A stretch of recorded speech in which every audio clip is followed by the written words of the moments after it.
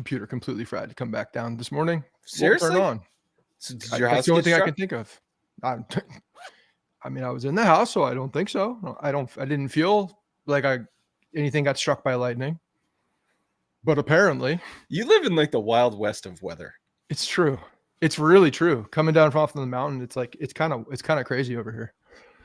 What's up, everyone? Welcome to the Bronx Pinstripes Show. We're live every Thursday morning, 9 o'clock Eastern on YouTube. Please join us if you have some time.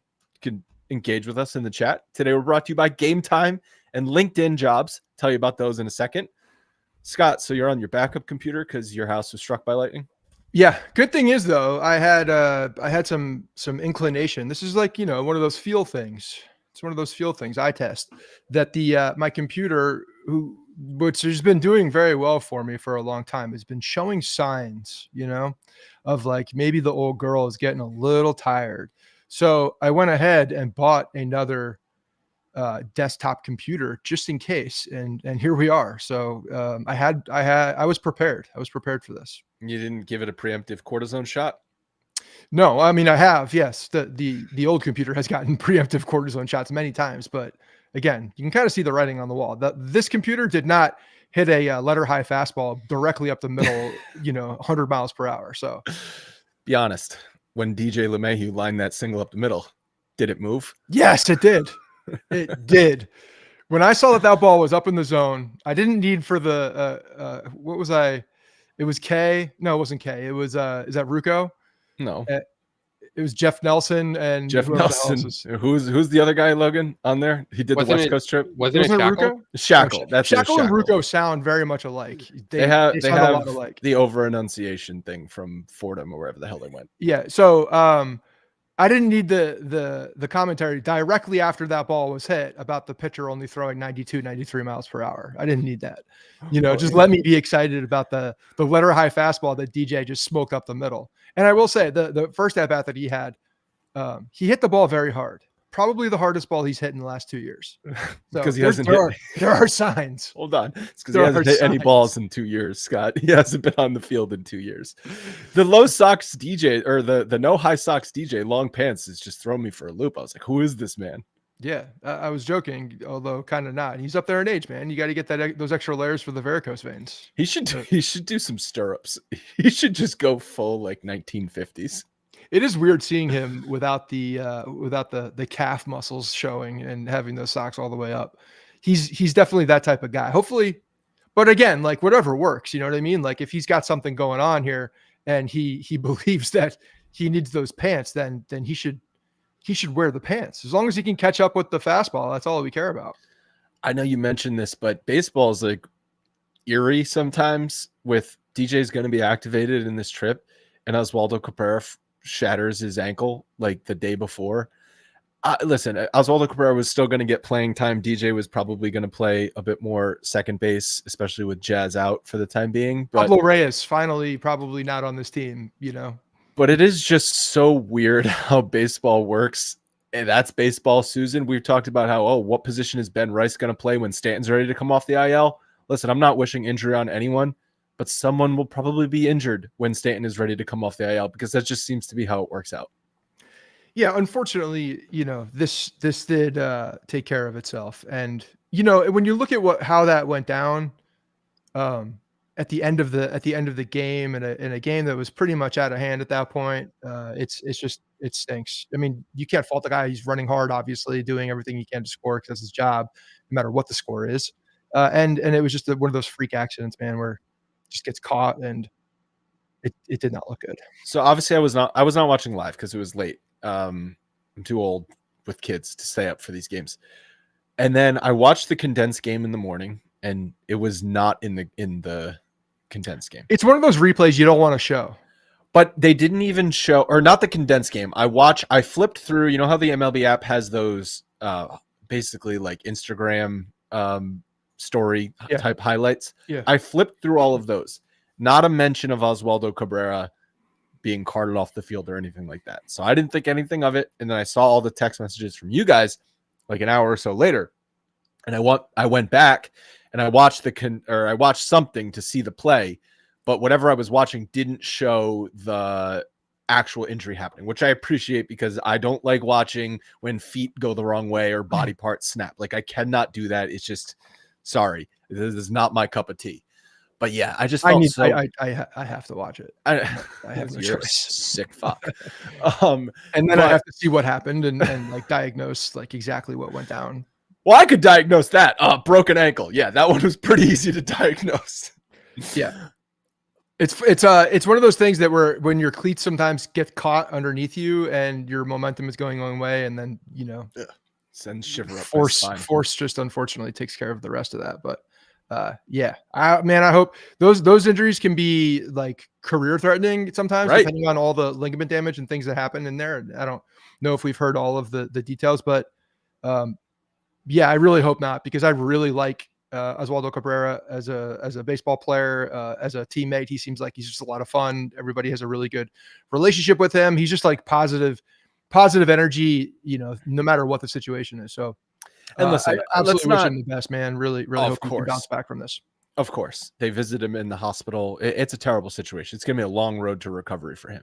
Yeah. Like, I'm not going to start overblowing like his value to the team. Like he's a utility player who was thrust into a starting role because of injuries. But I agree with you. He just seems like a really likable teammate and a really likable guy, plays hard and gives them versatility to be able to play around the infield, and versatility that at least when you stick him in there, listen, he had like a 660 OPS or a 670 OPS. Like he's not giving you the most quality at bats, but he does some positive things every now and again that you can just point to and say, okay, that's nice for the 25th, 26th man on the team.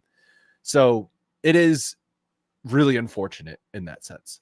Yeah, he's a role player. Like, he wasn't here to be the starting third baseman. It was just a matter of circumstance. And it's not like he really was. I mean, they've really been platooning that spot quite a bit. So yeah, unfortunate, but yeah, he's a role player and he does the job well. So there's opportunity now for other guys. Peraza square in the sights for this this opportunity, and for him to take advantage of it and play all over the diamond a lot more. So Logan, you're getting your opportunity again. This guy's got like 15 lives, Peraza.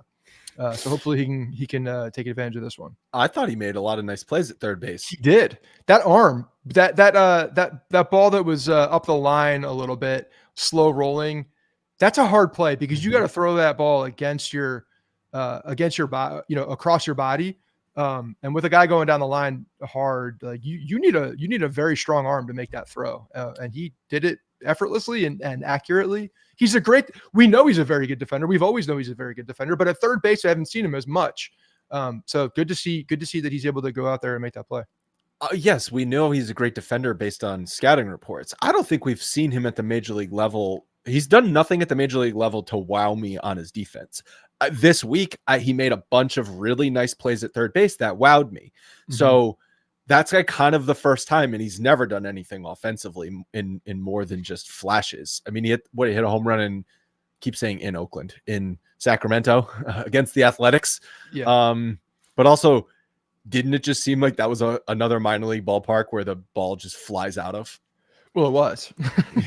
But I think what we're learning is you put Major League Baseball players in minor league ballparks, the ball flies. When you get jet streams, like different types of jet streams that go out because of the lack of infrastructure or lack of actual concrete that's in major league parks, you get balls flying as soon as you get them up in the air. No doubt about it. So do you remember when the weird thing is that we have two of those right now? That's right.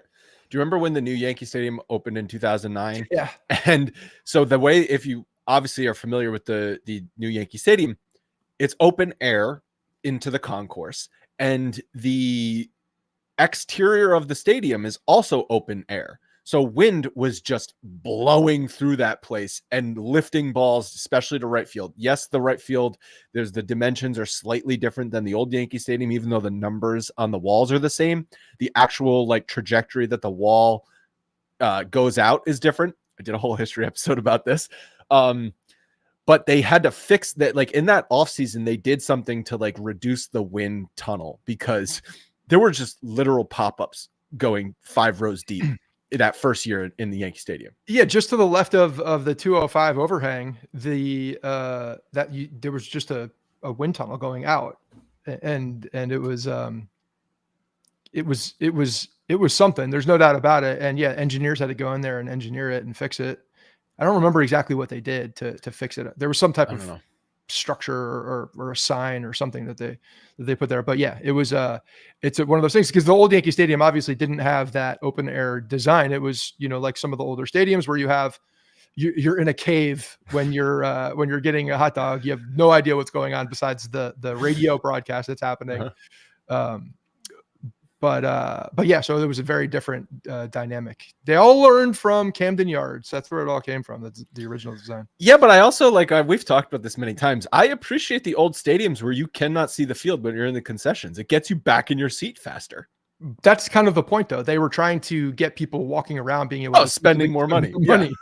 And it just says it promotes loitering is what it does. Yes, absolutely. But and makes some of the stadiums, not as loud.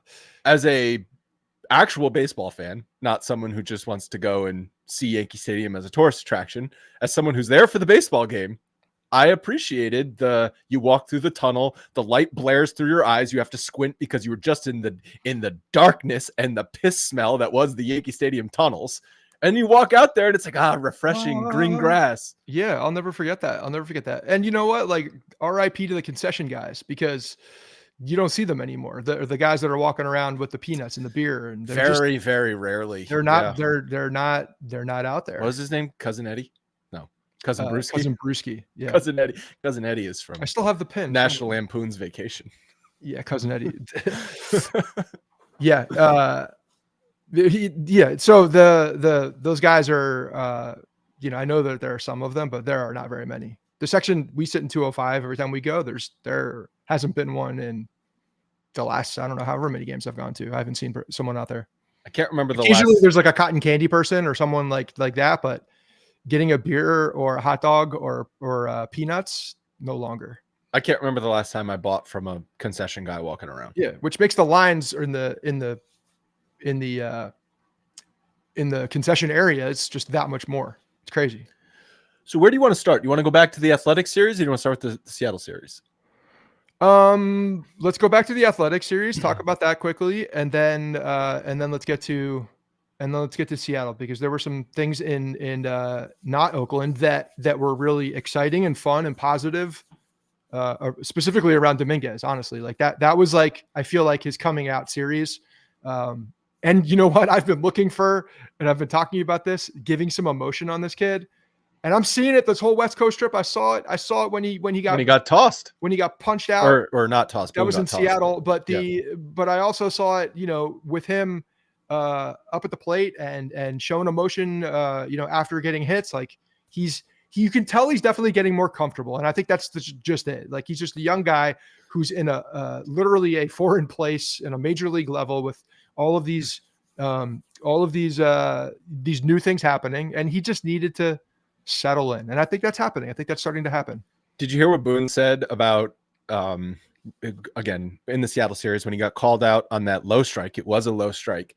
Did you hear what Boone said? He said, it wasn't a strike. It was a low pitch that was called a strike. But that's what I mean. It was not a strike. It was below the strike zone. I didn't hear what Boone said. What did he say? Boone said, I went out there because I've never seen Jason act that way. He's like, I've never seen him. Like, also, if you throw up your arms, you're going to get in trouble by the umpire. You can say something to the umpire, but as soon as you physically show up the umpire, that's when they get too sensitive. So he threw his arms up like, yo, you got to be kidding me. And then Boone obviously came out there and like, what just happened? Jason, I've never seen you show this much emotion, probably. And then he got his money's worth with the umpire. It was a bogus call, definitely. But yeah, I've never seen him show that much outward emotion. No, and you know what? Like, Boone gets flack for the amount of times that he gets thrown out, and like situations when he gets thrown out, and like, what's the point in you doing this? Just like, we haven't seen one in a while, so you got to do one. This particular one is exactly why a manager should get thrown out of a game. It's defending their guy on a pitch, getting in front of them, and especially a young guy who is, starting to find himself on the major league level, and gets an at bat taken away from him at the end of a game. Like, that's a big pitch, especially to him when he's trying to go out there and make an impact on the game itself. So yeah, that is where I want Boone getting tossed. I want him defending the guys and going out there. And plus, like, the umpire was bad. Like when you have Mhm. consistently bad umpire and then you get punched out on a ball that is not a strike at the end of a game in a close game, yeah, your emotions are just going to take over at that point. Like it's fine. I have no problem with Boone getting tossed in that situation to defend his player. I agree with you. I get fed up with Boone and annoyed with Boone when he's just constantly chirping the umpire every single pitch, every single game. When, yeah, admittedly, the umpires can be really bad sometimes. But 99 out of 100 times, the umpires are bad equally both ways. It's not like they're only screwing the Yankees. And so that's where I just get, it's like a little tired. Can you focus on something else, Boone, other than just chirping at the umpire? I got to tell you, I don't care if it goes both ways or not. If it's happening against my team, that's all I'm thinking about in the moment, especially when Does it ever change, though? Does him chirping ever change the umpire? it doesn't matter. It's like No. it's one of those things. Does when you're in traffic yelling at the guy, does it ever change what the drivers do, or does it just make you feel No, better? that's why I stopped yelling in traffic. Oh, I still yell at traffic. It makes me feel better. It allows me to Does it? Because what I think the it does. It makes situation me is, feel better. it's like in Seinfeld where the guy with what's his name, who was selling computers, Lloyd Braun was selling computers, and he was freaking out, and he had his serenity now, and what all that was doing was getting pent up frustration, and then he smashed all the computers. Boone, he's just all roses and sunshine in the clubhouse, never gets mad at anything. Everything is positive. We were joking last night. He said DJ LeMahieu was looking really good in his rehab games. Turns out maybe he was, because he lined a ball up the middle. But I was saying DJ LeMahieu could trip over a freaking bat tonight, and all Boone would say is he fell to the ground really gracefully. Not that he actually tripped over the bat, okay? And then you get into a game situation, and he just blows a gasket because of the stupid umpire. How about you get mad at some other things that you can control a little bit more than the umpire, which I think we have learned we cannot control. The only way the umpire problem is going to be fixed is with robo umpires. And then he'll probably yell at the robots too. I'm still yelling at people at traffic. And if someone, I'm also I teach lessons on the road as well. Oh yeah. You teach and lessons and they listen. You're goddamn right. They listen. You roll down your window and you do this? No. I don't do it verbally. I do it with my actions. It's probably not the safest thing in the world, but it teaches lessons. Like, right, let me guess. Are you driving with your left knee while you're texting on your phone while you're doing this? No, I don't text. I don't text and drive. I'm safe. I don't watch games and drive either. I don't do that. What? You don't do that anymore? No, I don't do that. I've never done that. What are you talking about? Never watched. That's what the radio's for. That's what never watched a baseball game driving from New York to Virginia.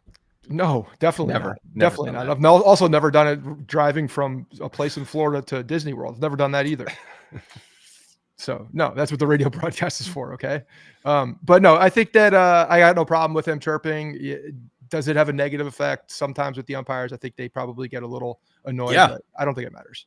And I think in the grand scheme of things, I don't think it matters. Wasn't an article written in maybe 2023 or 2024 about umpires potentially getting fed up with Boone and like treating the Yankees a little bit differently because of how much Boone was showing them up? I mean, probably somebody wrote about that. It's got a little bit of a, it's got a plot, there's something there to write about and build a story around, but do I really think it matters in the moment? No, I don't think an umpire is looking at a pitch and saying, I'm going to call that a ball because this asshole is chirping at me all game.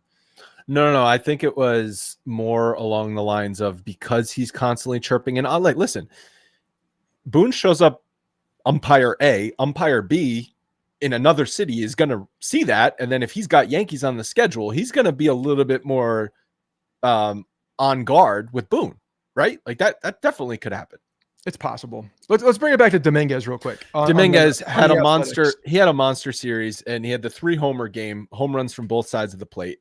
His platoon splits are wild against right-handers. So batting left-handed, he has a 948 OPS. I pulled these numbers like 2 days ago, so they might be slightly different, but the point remains. He is mashing from the left side of the plate. 324 batting average, 407 on base, 541 slugging, 948 OPS. From the right side, so against lefty pitching, he's only got a 515 OPS.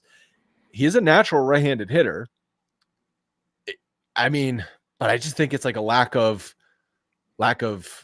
reps from the right side, I guess. I don't know. It's wild to see these splits. This is something that we've talked about him and just in general for when you have a guy that's hitting from both sides of the plate, when there's such a disparity, when there's such a big difference in the numbers from one side to the other, just settle on one side.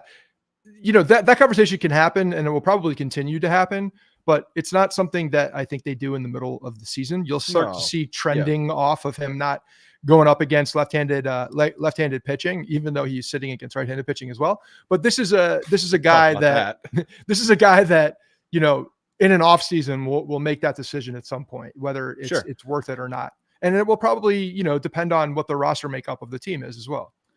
And so I still want him to get at bats against lefties, because if he can be a productive switch hitter, the value in that is so immense that you want that to work out. He's still young. Give it a couple years, and if he's still struggling from the right side of the plate, then maybe you give it up. But yeah, I point to that game on Tuesday where, not on what was the game that he sat? Yeah, it was Tuesday, right? Where did Dominguez play? It was on Monday. It was on Monday versus the right-handed. Monday, right. Yes. So Monday, Dominguez sat after coming off a huge series, and there was a righty on the mound. Bellinger seems to just play every single day and hit in the middle of the order every single day. And I know they're trying to get Grisham in there because Grisham has been insane, and he continues to be insane. But at this point, doesn't Bellinger have to be the odd man out? Like, wouldn't you rather see Dominguez get every day at bats? Of course I want to see him, but I think that you could make the same argument for Bellinger with what they're paying him and what they believe he is. There's a track record there. They need to get him going. If you could make an argument when you're looking at those two players, who's the more important player to get going for the season? And there's a case there's a bigger case, I think, for Bellinger just because of what he's done compared to Dominguez and the unknown. So I get it. I think they're in a tough spot with Grisham is putting them in a tough spot. It's a good spot because he's hitting so well, but it's a tough spot because of the left-handed bats that you have and the fact that you need to have some type of balance. But doesn't Bellinger have reverse? Hold on. Doesn't Bellinger have reverse splits? I will. I'll look at that in a second. I was just had his splits up because I do want to, touch on Bellinger's last 15 games. In 59 at bats, he's 271 with an 823 OPS. 3 home runs and 8 RBIs. So he's been, playing well as of late. He does have reverse splits. He's got a 881 OPS against lefties. So lefty on lefty, Bellinger 881 OPS, 639 OPS against righties. Listen, yes, I agree with you, Scott. And Logan, to your point, he's starting to hit a little bit better. Getting Bellinger going is super important to this team. I just don't want to see Dominguez sitting, especially coming off a hot series. No, that's the thing. I think when you're coming off a hot series with the way that he was playing, that's the tough one for me to look at. But damned if you do, damned if you don't. Honestly, with what they have going on here with Grisham, it's like you got to wait it out till Grisham slows down and resumes his normal role again. But until that happens, you're going to have someone on the bench who should be playing. That's fine. And every time Grisham is in there, I'm like, this is the day he's going to go 0 for 5, and then he blasts another home run or gets robbed for, he hits one over and gets robbed. I mean, the guy's unbelievable. I don't know what's going on with him. I don't care. It's a good situation to be in, but it does highlight the constraints that the Yankees have with positions, especially the outfield and within the DH spot. And when Stanton does come back, which is not that far away. I mean, the conversation at the beginning of the month was he was going to be back before the end of the month. So we're 2 weeks away from the end of May, and Stanton is rehabbing, taking live, swings. There's going to be another situation here where you're going to have multiple guys sitting that should be starting. And the problem with Stanton is he's so limited to only DH. You can't. Right. There's no flexibility there. No, which means that you can't use the DH spot as an opportunity to get that fourth outfielder in the game. Do you at least agree with Bellinger? Like, until he starts hitting more consistently, don't keep hitting him third or fourth in the middle of the lineup. Again, you look at who you're going to put in that spot. Why not hit Dominguez behind Judge, especially against righties? He's got a 930 OPS against. Yeah, righties. I don't hate that. I don't hate that. But clearly they'll move him up when there's a bunch of guys off, but they're not, in a normal rotation, putting him in the top 4. I don't think they should move him up, but you're also, kind of glossing over talking about the DH spot, but also the first base spot, because they're using the DH spot to get Rice in the mix while keeping Goldschmidt. So there's even more of a logjam than. Yeah, it's outfield. I know we know, but Ben Rice all, needs to start taking grounders at third base. Said this last week. Just start taking grounders at third base. Or should he catch like regularly? Like, should that be an option? That's tough. I don't think he's not. Do they believe that? He would then be the backup catcher, right? And you have to carry. Then you would need to kind of carry 3 catchers. No, I'd say leave. But that defeats the point of this. Then you're. No, I'm saying just get him starts at catcher. Should he start? 40% of the games at catcher. And now you can he catch though? Can he? No, I don't know. Can he catch? Yes. I mean, anyone could go back and put the gear on and catch. How bad is he going to be? They do value framing. They do value defensive value at the catcher spot. If he is a complete absence of any value behind the plate, like that is not good. Like catcher is not something where you can mess around with that. You want to stick a guy at third base and like, okay, he's going to boot a couple balls. Like you might be able to live with that if he's hitting, not catcher. I also think that when you're looking at a catcher and you already have 2 that are getting, there's a clear starter and a clear backup right now that are getting a rotation, of their own. The starting staff also has a rapport with these guys. Like they know the staff a little bit better. They know how the balls are moving. That is a really tough position to put someone at in the middle of a season, even if they've had experience, unless you're at a spot. And I'm all for letting baseball players play baseball because I think that that's a real thing. But when you're talking about a third catcher, you're now reducing the reps for everybody else on the catching side of the ball as well, which to me doesn't help, build out your defense or, congeal that relationship of the battery, which is so important. Rest of the season on, who does he start more games at catcher or third base? I mean, he's never started a game. He's never played at third base. Yeah, I think they might do it. I don't know. They should do it. I mean, did you see him at first base yesterday? Just like kind of look 30 seconds delayed on that play where he was going to go for the ball and then he had to run back to the bag and he was just late on everything. I just think he's not looked good anywhere in the field. And it's maybe also because of lack of reps, but this is just one of those things for a guy that's in between positions and has a bat. You just got to figure it out in some capacity. And first base really is the spot for him. I don't think they're going to put him at third either, but I wouldn't be opposed to trying that in season, to be honest. All right. We're going to pick the game of the week right now, which I think we are in agreement is from the Seattle series. The game of the week is brought to you by Game Time with killer last minute deals, all in prices, views from your seat and their lowest price guarantee. Game Time takes the guesswork out of buying MLB tickets. Our listeners can get $20 off their first purchase when they download the Game Time app, create an account, and use code Bronx at checkout. Scott, what do you think the game of the week is? I think it's got to be Wednesday. After coming back from an extra inning loss, a tight game, there's another tight game.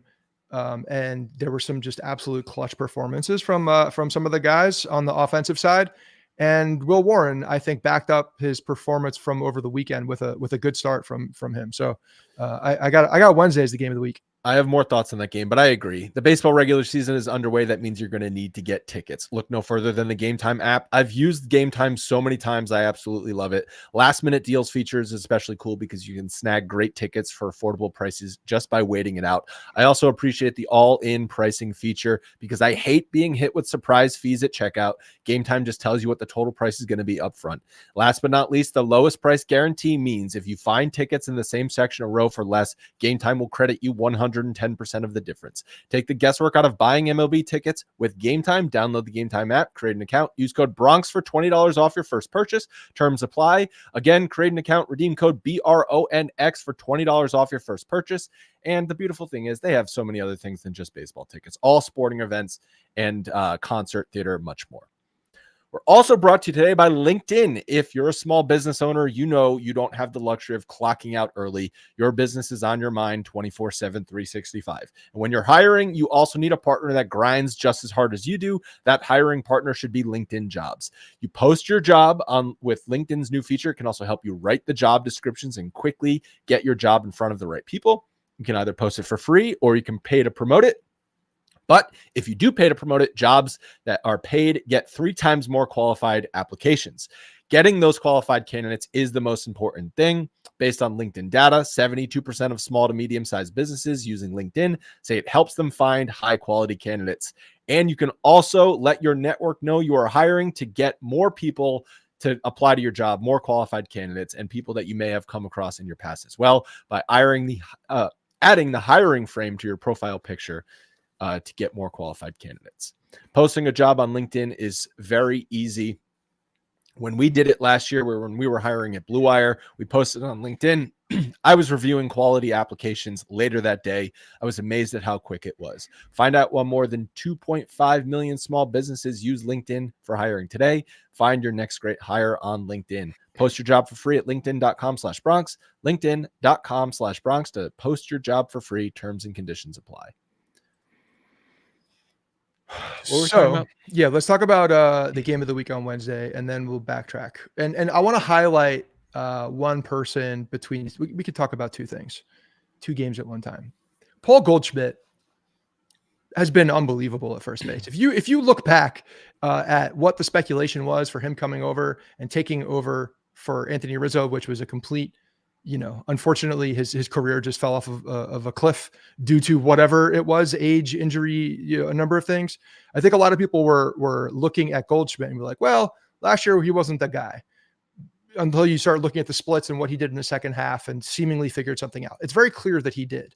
This guy has been nothing but a pro's pro, has been hitting the ball all over the damn place. You're seeing the power play out now. And not only that, on Tuesday, I know they lost that game, but him getting late in the game, getting a base hit, stealing a bag, and then coming around to score is just one of those things that you see. How big is he? 6'5", 6'4"? He's a big dude over at first place, plays, gold glove caliber defense, is out there stealing bases. And then on his day off comes in on Wednesday, which was, again, game of the week, clutch 7th inning. Goldschmidt comes in, pinch hit, home run to tie the game and bring them back square, just to set up Aaron Judge to hit the go-ahead home run in the 8th. And then the bullpen comes in and closes it out. I've just been massively impressed by this guy. And it's a testament to who he has been his entire career. He's just been like this prolific offensive guy who, you watch from a distance and we're like, man, that guy, you can tell, is just like every day is hitting the ball and just like does things the right way on the baseball field. And Aaron Judge, talks about him pretty glowingly as well and echoes a lot of that sentiment. So, but he's been absolutely phenomenal for the Yankees this year.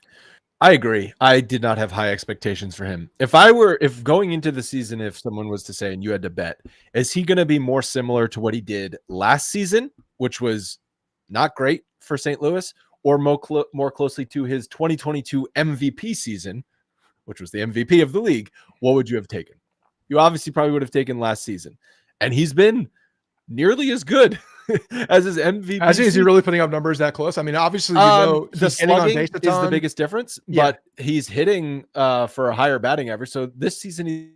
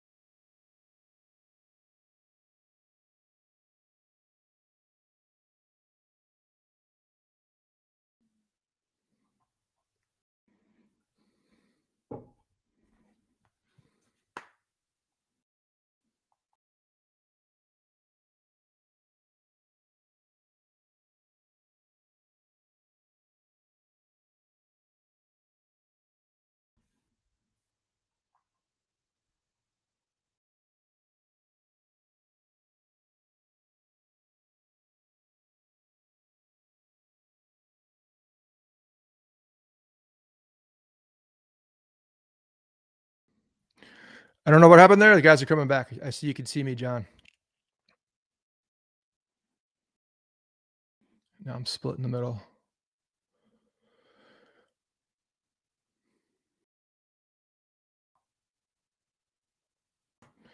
Coming back.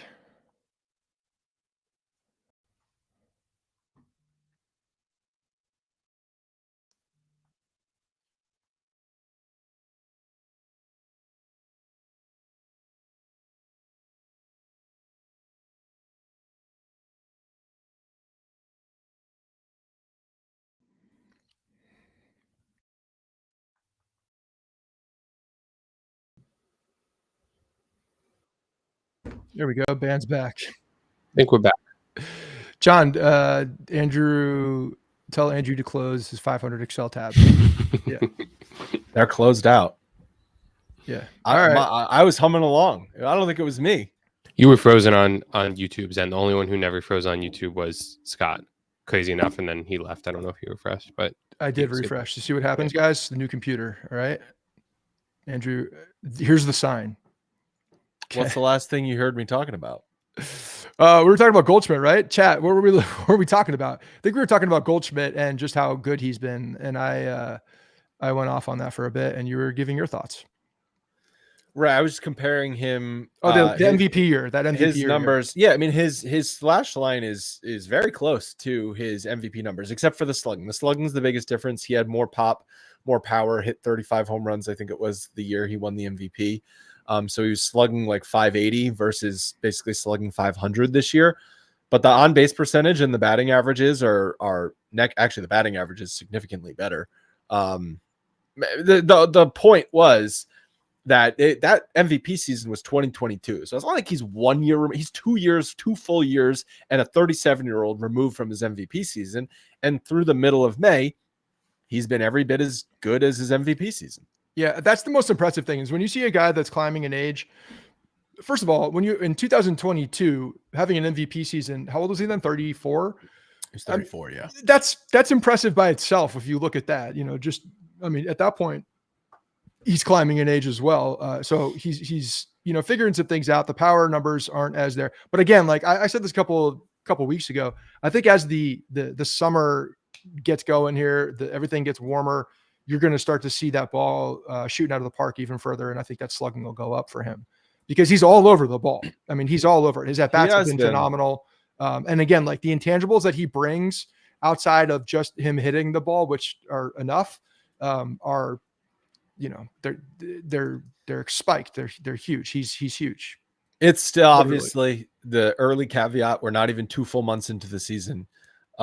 This is, I think, depending on what he does this year and seeing what Rice has been doing offensively, like first base is the natural position for Ben Rice in the future. If you believe he's going to be a good offensive player, he's 26 years old.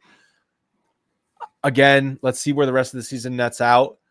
But I hope they don't jump the gun and sign Goldschmidt to like a 2-year deal like they did with Rizzo and then find themselves in a situation where they have an aging player on their hands and nothing to do with Ben Rice.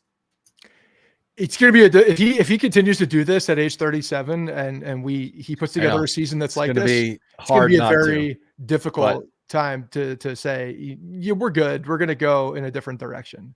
Obviously, the fact that you have Ben Rice is a good thing and it's like you understand that, but at the same time, this man is still hitting the ball and he's probably not going to warrant a massive contract. It's going to be short term. Take advantage of it. It's probably going to be similar to what they had to give Rizzo, which was like 2 years at $16 million per. How old was Rizzo when he got that? Younger. Yeah, exactly. So that's what I'm saying. Like I don't think anybody's giving. I don't know if anybody's giving Goldschmidt. I'm sure they will. If he does this, he can get a 2-year deal. Yeah, Anthony was only 35 today. So right. So you got Rizzo was much younger. If Goldschmidt puts up a season in which he has a 150 OPS plus, he's gonna get a multi-year contract from someone.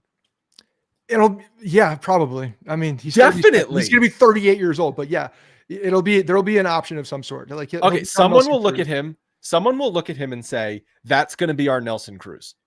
Yeah. I just said that. And the problem is the Yankees can't do that because they have Giancarlo Stanton for another 17 years. That's the other thing is we'll see what happens when he comes back and how long his elbows can actually hold out because preemptive cortisone shots are in his future also.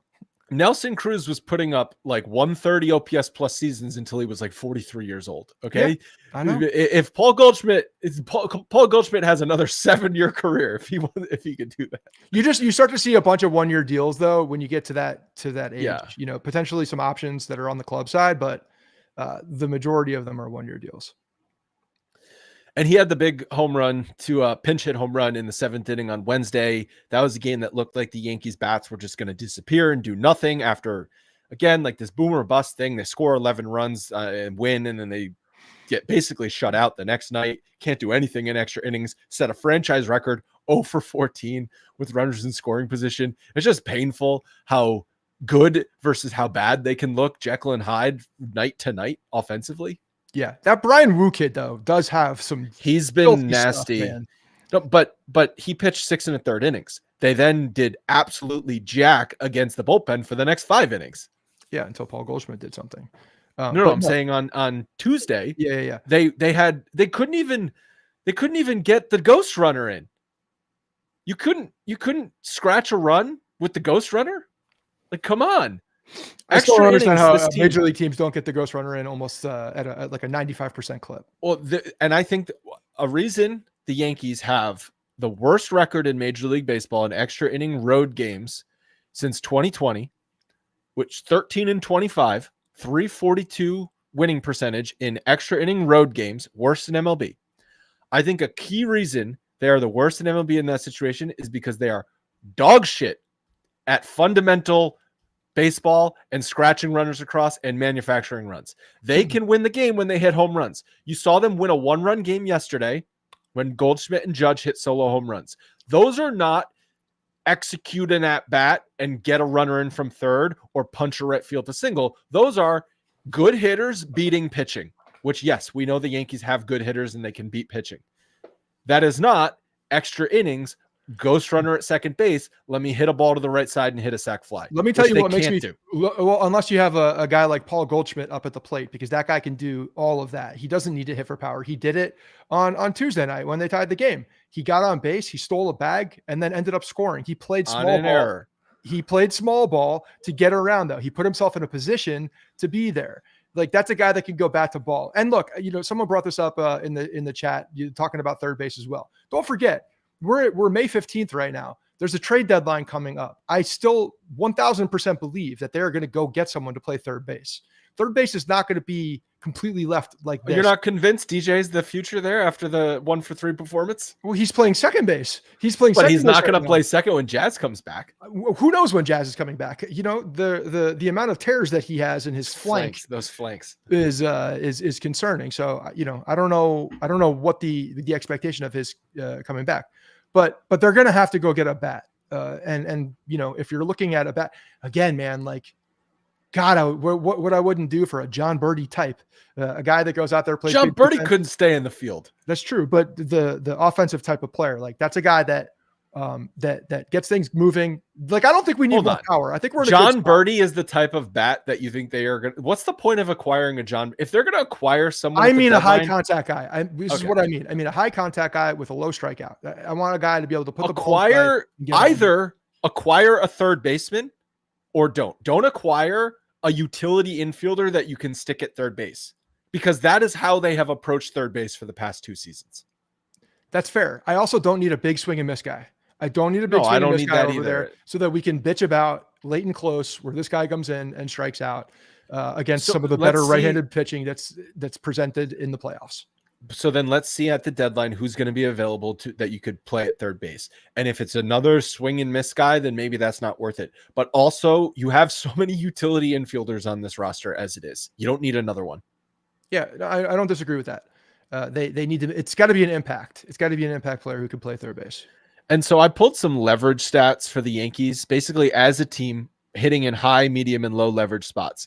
In low leverage spots, they have an 848 OPS. Fantastic. In medium leverage spots, they have an 874 OPS, even more fantastic. In high leverage spots, situations like extra innings with a ghost runner on second base, they have a 683 OPS.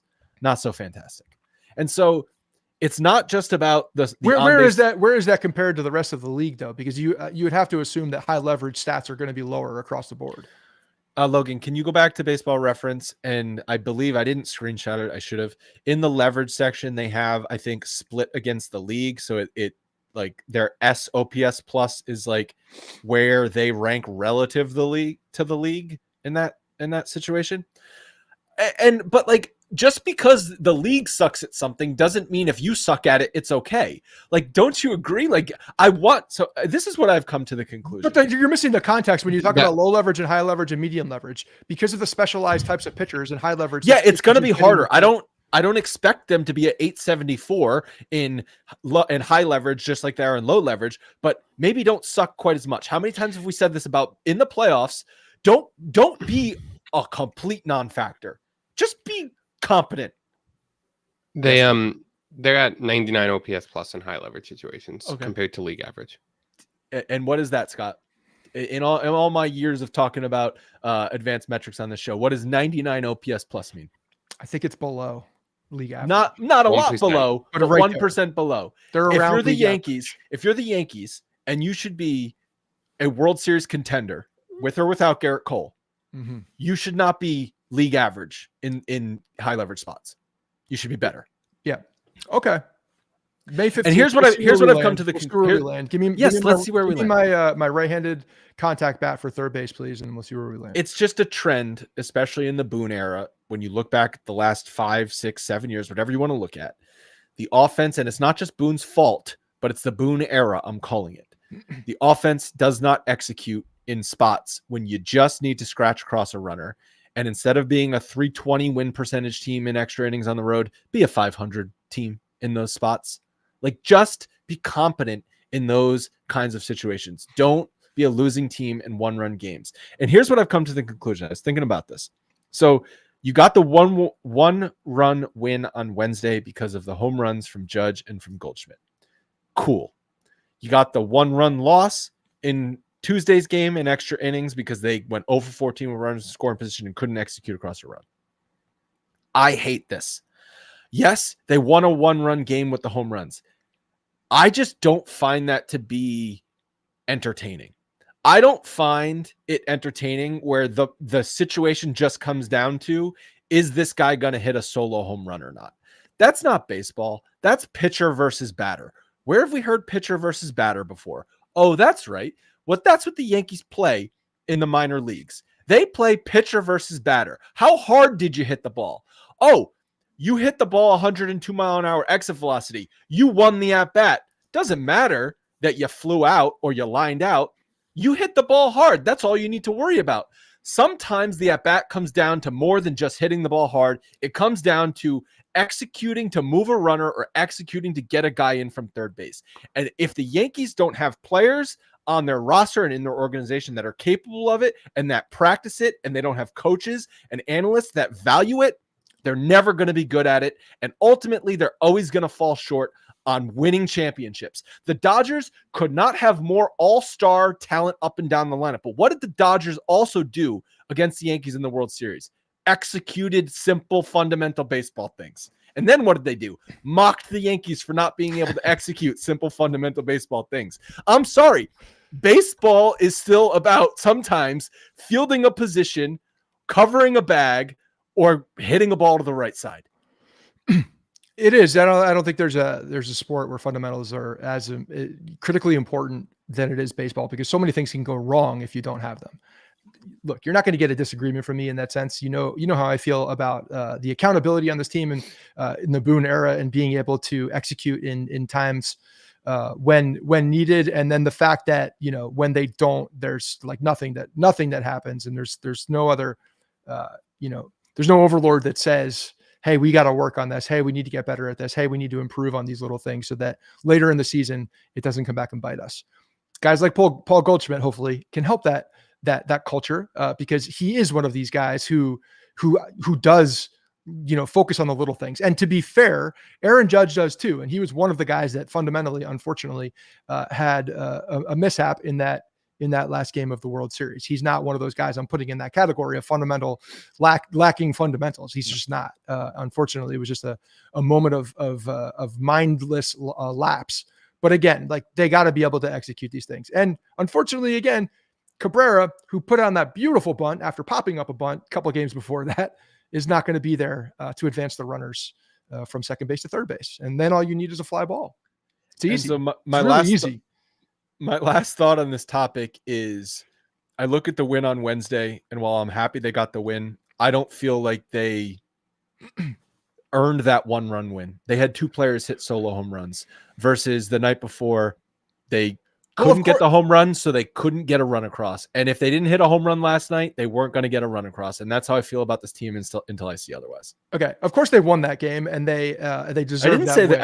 I didn't say they didn't win. Well, you'd be an idiot if you said they didn't win, because this is the fact at this point. Come on, fake win doesn't count. No, but the win was like Aaron Judge's home run. It's no longer a win. But I think one of the biggest the things that we haven't really talked about as well is the development, as Frank would say, or evolution of Will Warren. And now I don't want everybody to get crazy about Will Warren and his last 2 starts, because you look at his overall numbers with the Yankees, they're bad. They're really bad. And we talked about this last week.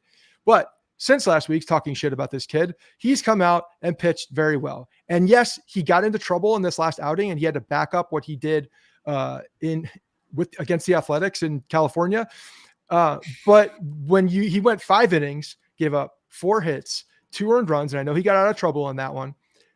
The biggest 9 strikeouts. Okay, that's swing and miss stuff. That's no, his breaking ball was pretty nasty yesterday. And over those last 2 outings, 1 walk, which to me is the biggest stat when you're looking at there. When Will Warren is able to locate his pitches, and I don't mean just throw strikes, I mean locate his pitches where he wants to locate those pitches, then he's a different guy. He can go out there and flex his arsenal. He can use all of the tools that he has in his belt. Whatever other analogy we can use here to say that he doesn't throw hard but has a lot of pitches. When you're able to locate those pitches, good things can happen, and that's what we've seen. So I don't know if there's been any mechanical tweaks that he's seen over the last couple outings, but I thought he looked good. And I know he got into some trouble later in that game, but he was able to work out of it. Well, go 5 innings, and that's what he needs. We need him to go 5 innings. He goes 5 innings, yes, and 2 earned runs, 1 walk, 9 Ks. Like, I would take that practically every time from him. The trouble was partially due to the error. Yes. Right? They gave the error to DJ. Like, someone in the common sense department needs to look at that and be like, Ben Rice botched that play. That is not an error on DJ LeMahieu.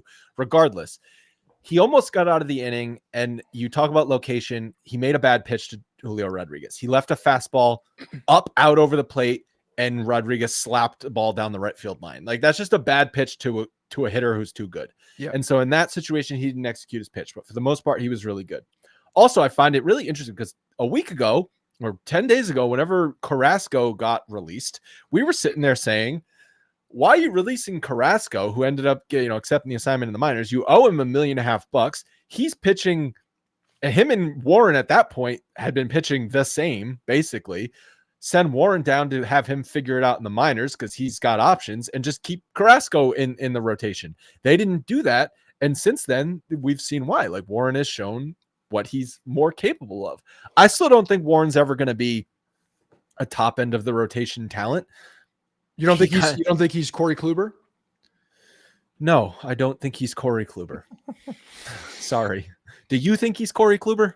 No, I don't think he's Corey Kluber. Okay. But I think he can be. I don't know what he can be. I need to see more. I need to see more success from him and understand that he can. I love how, I'm not accusing you of this, but I love how when people to be like, oh, that guy, if someone's like, oh, he doesn't throw, he throws 92 miles an hour, he doesn't have the stuff. They're like, Greg Maddux only threw 89. Yeah, you're right. If you cherry pick the greatest of all time out of certain spots, yes, you can find examples of people who didn't have 99 mile an hour fastballs who were still great. But usually that's not how it works out. Yeah, obviously I'm fucking with you and was throwing Corey Kluber's name out there. But the thing is, with a guy like that, what you need to see is consistency, being able to throw the ball where you want it. Consistency with your where your pitch location is, and that's what's been lacking for him. He's been walking too many guys and missing spots. That's been Clark Schmidt's problem when he struggles. That's been Will Warren's problem when he struggles. Both guys are similar in the sense that don't have overwhelming fastballs by any means, but can switch it up and give you much different looks. So the reason why Kluber and Maddux and the guys who were the best at it, who didn't have overpowering stuff, they were elite at throwing the ball where they wanted to throw the ball. They were elite at picking apart a batter based on their weaknesses. They were elite about painting the outsides of the plate and not living over the middle of the plate and changing eye levels and doing they were elite pitchers, not throwers of the ball, which a lot of pitchers have become in this day and age. So there's an evolution of him getting comfortable, him understanding the batters more, him going through the motions. And I think that when you see a guy like this, there's time will tell. Like, obviously that's it. Because you don't see the overwhelming stuff. He's just got to be able to settle into his mechanics and see if he can repeat them over and over and get more consistent. Little game before we wrap it up here, because I do have to stop, unfortunately, at 10 o'clock. Rank in your confidence level in the Yankees starting pitchers 1 through 5. Obviously, it's Max Fried as number one. Even when he struggles, he's competent. Which he didn't have his command Tuesday, but still 5 innings, just the one run. Yeah, I'm still putting Rodon right now in that spot because we saw more of the Carlos Rodon against the Athletics in that. Of the last 5 outings, he's had 1 bad outing. So I'm good. Let's see what he does next time. But there's confidence there. If there's confidence behind a guy like that, I think that can go a long way. And then I'll go Clark Schmidt. Okay. And I know where you're going. And then you got to finish up the last 2. The last 2. I mean, it doesn't matter. Okay, fine. I go Max Fried. Yeah. Max Fried number 1, obviously. Yeah. Ryan Yarbrough number 2. You're such a troll. 50 feet of crap. Carlos Rodon. Mm-hmm. Then Clark Schmidt, and then Will Warren. Although Will Warren can easily leapfrog Clark Schmidt at any given point. Those two, they will flip-flop based on which way the wind is blowing. And frankly, one more bad start from Carlos Rodon, he's number 5 in the basement. At least with Ryan Yarbrough, I know what he's going to do. I don't know what Carlos Rodon is going to do when he takes the mound. Yeah, look, Yarbrough we said this before the season started. If Yarbrough is approaching, I forget what the over-under was for. It was 100 innings. Was it 100 innings? He's going to blow that out of the water. If he's the 5th starter, then yeah, that's going to be, he's not a mop-up guy at that point. It's a different narrative. But look, I don't hate him as the 5th starter. It's, you don't have a difference. 5 innings, 1 or 2 runs. Okay. Yarbrough cool. and thanks, Ryan. He's a younger Cookie Carrasco. I mean, like, that's kind of, but not as good as Carrasco was when he was younger. He's just a younger version of what Carrasco is now. So it's whatever. And we're all just waiting for Luis Gil to come back, and hopefully, the rehab. Luis Gil's going to come back in August, dude. It's May. Rehab will be there, but until then, they just need some semblance of a guy who can go 5 innings. Before you go, can we talk about the Mets? Because they're coming up. Okay, yeah, the Mets are coming up. I was going to talk about Pete Rose, but we could save that if you want. Let's save Pete Rose. There's time for that one. Cowards in the Major League Baseball office. The Mets, I can't talk about that for 2 minutes. The Metropolitans, they are leading the NL East, 2nd best record in the National League. Alonso, who was deep into free agency before he re-signed with the Mets, is having a monster year, 187 OPS plus, leads the NL in doubles and RBIs with 9 home runs. If only he did this last year when his contract was about to be up and he was going to free agency. If only he did it last year, the man would have gotten paid. Unfortunately, the Yankees will not see Clay Holmes, who has a 3.14 ERA and 48 2/3 innings pitched. He's lead the NL in 9 starts. Bro, it's working. This is what I was afraid of. I had a feeling this was going to work. He had a couple, out of the gate. His first start was terrible, but I think he's settled in since then. It makes sense. When they announced that this was going to be the case, I'm like, this is going to work. This is going to really piss me off, but it's going to work. Yeah. And still, we thought we were only going to be able to do this for like 2 days, but here we are on May 15th, and Juan Soto versus Trent Grisham. Interesting. Juan Soto, 255 batting average, 390 on base, 465 slugging, 143 OPS plus, 8 home runs, 1.7 WAR. Trent Grisham, 283 batting average, 367 on base, 628 slugging, 176 OPS plus, 12 home runs, 1.1 WAR. I guess because Grisham doesn't have as much playing time, because otherwise I feel like his WAR should be higher. Yeah, he's got probably 40 to 50 less at-bats, I think, than Soto does. Also, but I would have figured his defensive value would have outweighed those 50 at-bats, but I guess there's not enough time to do that. Yeah. At what point in the season, pick a date when these numbers split or flip and Soto surpasses Trent Grisham in offensive stats? I mean, we're May 15th right now. He's got some work to do. He's got to get on a heater, and Grisham has to really... Because Grisham doesn't play as much, so like it's he's basically been playing every day, more or less. It'll probably be in June 15th. Okay. I'll give it June a month. 15th. One more month. Yeah. If it goes beyond that, it's absolutely amazing. If we get better numbers from Grisham in the first half of the season, that's just I just want Unbelievable. everyone to understand how quickly this could flip. Like Soto has a big weekend and Grisham goes over. These numbers are flipped. Yes. It's Like true. that's still where we are at this point. If Soto hits 4 home runs this weekend and Grisham goes 0 for 11, these numbers are flipped by Monday. So let's everyone understand. This is going to be a fun series. Obviously, the Mets are coming in and playing well. How loudly does he get booed? Soto very, very loudly. I think he gets booed very loudly every single time he comes. Every single at bat he gets booed. Yeah, it's gonna be fun. That's gonna be fun. So when you have a guy like that who comes over for, it's not like there was anything that was promised to the Yankees fans. No, he just chose the Mets instead of the Yankees. That's the reason. Yeah, 100%. Yeah, it's gonna be loud. It's gonna be a fun series because the Mets are a good team. They have a ton of talent, and their pitching they're playing, way over their skis at this point. So, yeah, it'll be fun. I think it's gonna be the Yankees need to win the series though. I think it's gonna be a fun one. All right, we do have to wrap it up here. Slightly shorter episode today because I have to run. Next week we'll touch on the Pete Rose stuff and also got a question from our buddy Lee Jones. If you do have any questions you want to submit, you can still do that. info@bronxpinstripes.com. We check that email still, kind of. We will talk to you guys again next Thursday, 9 a.m. Eastern. See you then.